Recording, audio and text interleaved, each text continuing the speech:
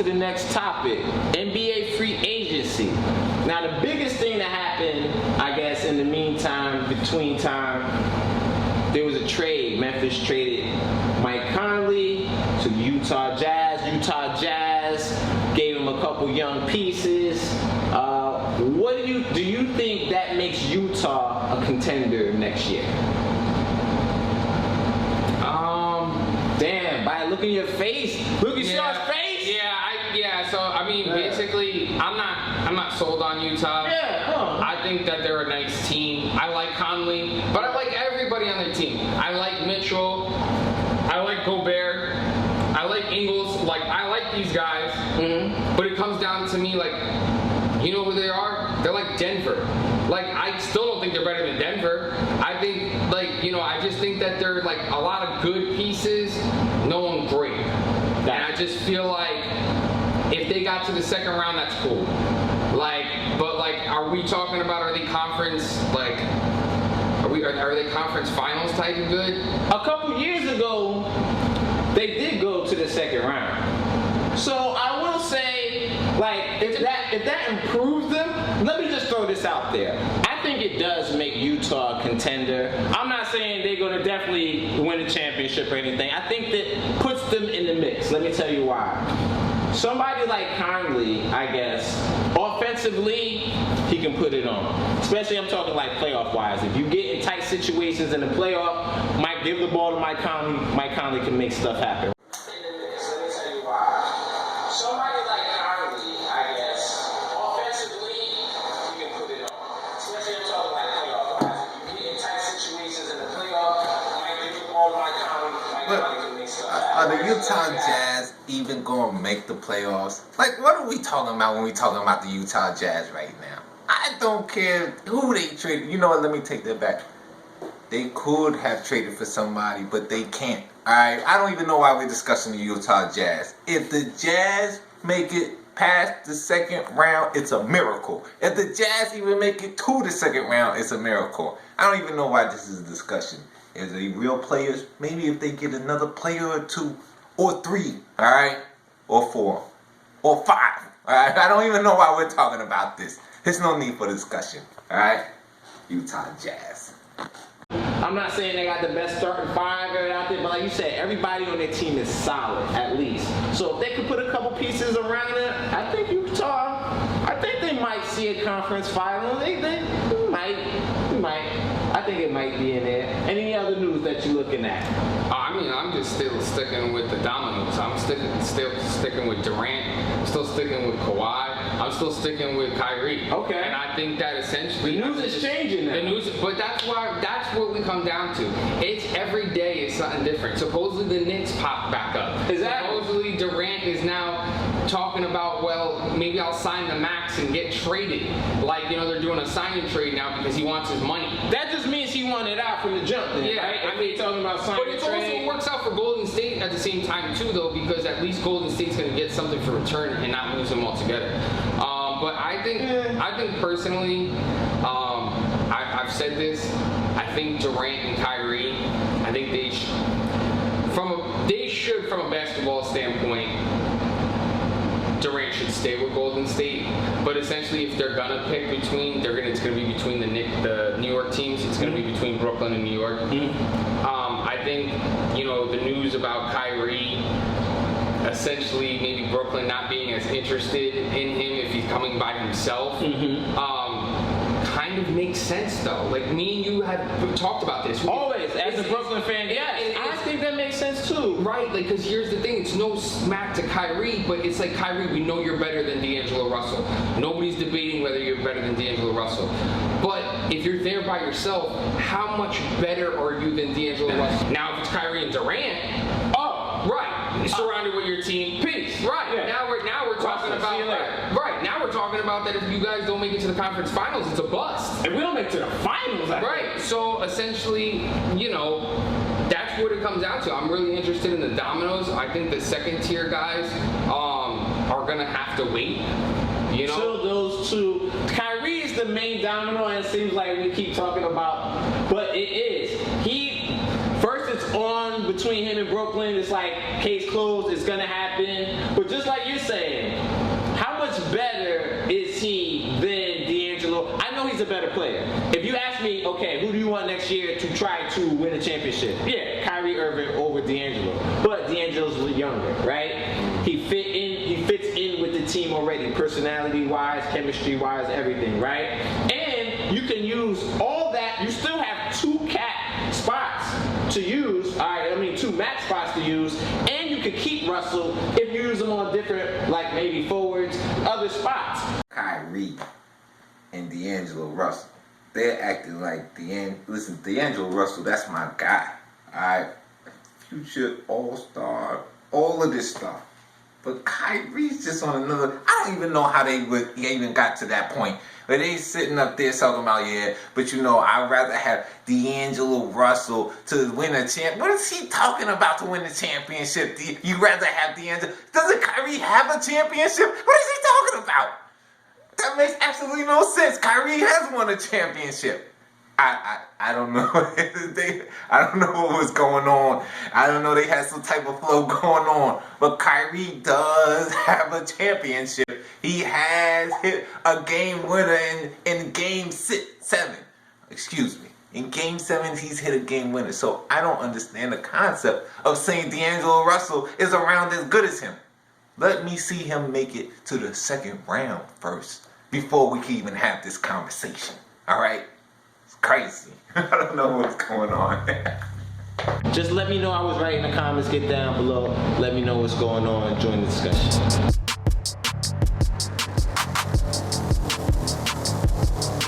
Bang! What's up, everybody? It's the Jungle back again. AG, Natural. It's a little space right now. D-Strange isn't here. He's on load management right now.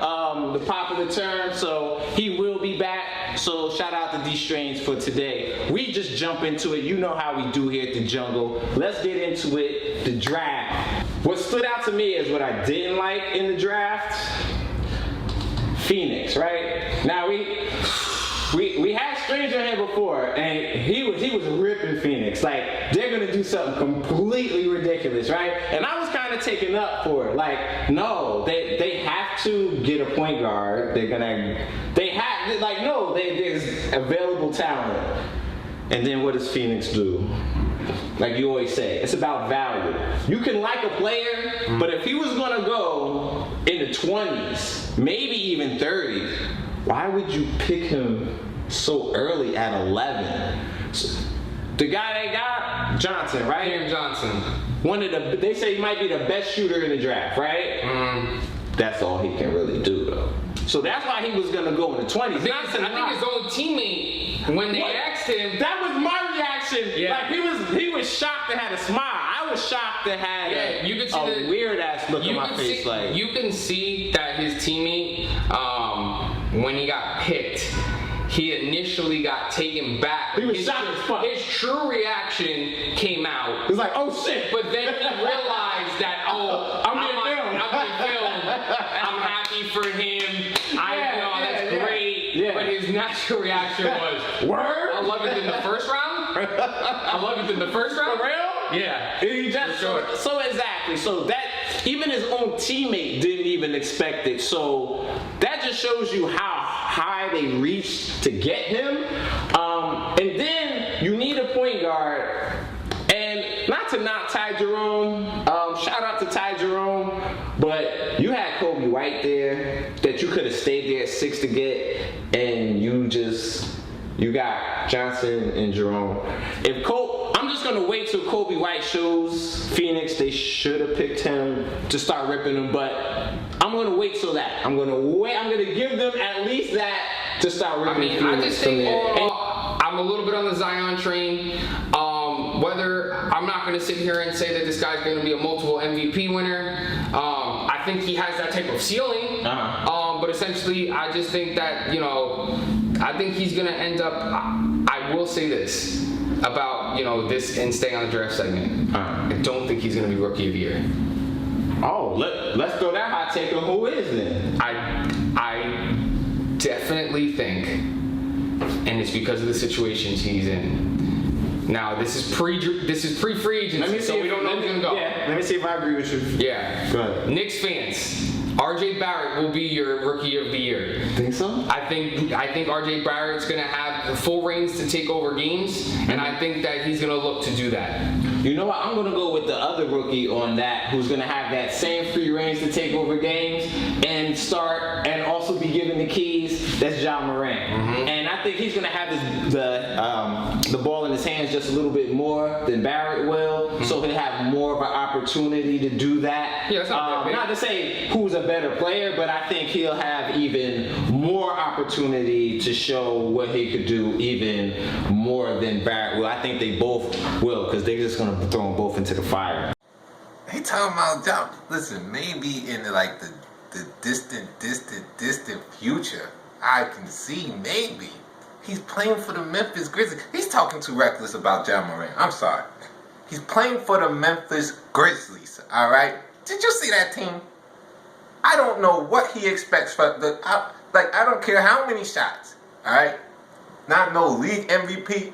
Let's see if he stays his rookie contract. After his rookie contract, normally people actually sign a deal just to get that first re-up money. He might be the first player to say, you know what, forget that. I went out. Alright? We'll see about this. Alright, league MVP and all this stuff. He plays for the Grizzlies. Alright? Look at the team. Please. Right. Just to get back on Zion real quick on, I guess, what I would think. I think multiple time All-Star. League MVP, I don't know. We'll see how it kind of progresses from there. Just his athleticism and just dunking and viciousness alone, yeah, I think gets a lot of things done on the defensive end, and just getting to the basket just on his just pure will. So I just think those are the things that will help him achieve that. We'll see where it goes from here. Yeah, definitely. So if you guys agree with us, disagree with us, let us know below in the comments. Big thing with the draft. Let us know who you guys liked in the draft, maybe what you didn't like, and hit us. What you think of Zion? Tell us what you think. Do you think he's going to be kind of like what we think, multiple time All-Star? We'll see if he's league MVP. Or you think he's just trash? Are you with that group? Who's the rookie of the year? Who is? Yeah. We'll see. Throw it in the comments below.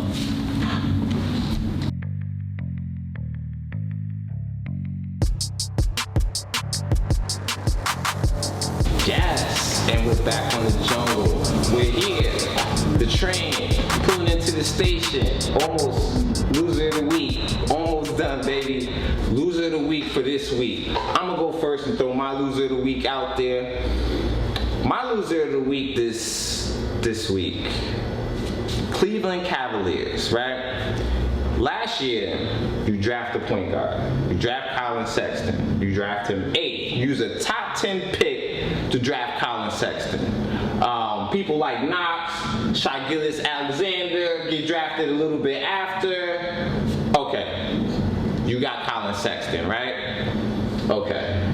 He plays not spectacular, but towards the end of the season starts showing a little more promise. Like, okay, we got to give this guy a little more time. We got to play him a little more.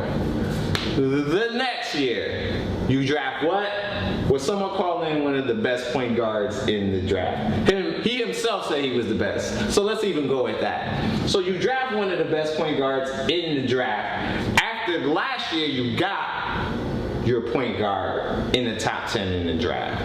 This is some shit like Arizona, not to even switch over, but in football, you draft a quarterback 1 year, the very next year, you're getting rid of him to get another quarterback in the top 10. This is why bad teams stay bad. Silly mistakes over and over again. I'll give Cleveland a little bit of credit. If Garland is the bomb and he starts, you take the best player available no matter what you have, right? But then that means you messed up last year. That means you could have used that draft capital on someone else. And continually messing up on these top 10 picks is why bad teams stay bad. Cleveland Cavaliers, you are my loser of the week. Take it away, bro. Yeah, so my loser of the week is, it hits home a little bit, but I'm going to have to kind of call it out for what it is. My essentially loser of the week is the All-Star voting system in Major League Baseball. Okay? I know you guys are doing anything you can to get this All-Star game, getting fans into it, and all that, but this is where I'm going to kind of take a shot at it. Again, New York Yankees fan through and through. Gio Urshela, third baseman, not a lot of people know about him. He's playing out of his mind. Nobody knew. He probably didn't even know that he was going to even have a chance to even come up this year. Got voted to the All-Star game. Okay? Worked his butt off. Is having an All-Star type of season. Deserves it. But this is where I'm going to call him out. Aaron Judge hasn't played since April 20th. Okay? Has barely played. He's batting .275. Is in the All-Star game this year. He's a big name. And I'm sorry, but like as a Yankees fan and as a player, as a person Even that as a watches, Yankees fan. yeah, even as a Yankees fan, there's so many of these guys that work their butt off, like Gio Urshela, who deserve to be in the All-Star game, who are probably playing the whole season, and they're not going to be able to showcase their talents because somebody's a big name. Okay? And this is the reason why people don't want to watch the All-Star game, and even the players, they don't even care anymore whether they're in it or they're not, or how it works or how the voting is, because they change it every year, and not only do they change it every year, but it's bogus. Yeah. It's a popularity contest. And for that reason alone, I just don't, it almost as a baseball fan, you don't hold any stock in if you're an All-Star or not. It kind of takes away from like, oh, well, are you a real All-Star? Yeah. Like, or did the fans just vote you in because they like you? Okay? And so my loser of the week is definitely going to Major League Baseball for their All-Star selections and that whole process. Shit. So there you have it. Guys, let us know who you think your losers of the week are. Get in the comments and let us know. Always remember, like, subscribe, and share this video, guys. The Jungle, we are out.